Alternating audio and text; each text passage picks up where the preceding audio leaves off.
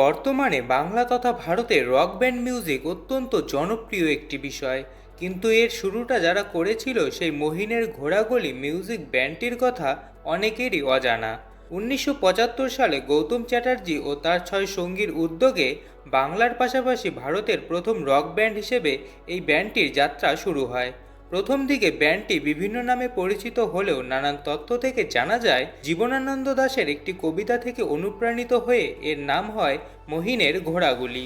1976 থেকে 81 সালের মধ্যে ব্যান্ডটি বেশ কিছু শো ও গান রিলিজ করলেও তাদের মুক্ত চিন্তাধারা ও ভিন্ন ধরনের সঙ্গীত তৎকালীন গতানুগতিক শ্রোতারা গ্রহণ না করায় ব্যান্ডটি ভেঙে যায়।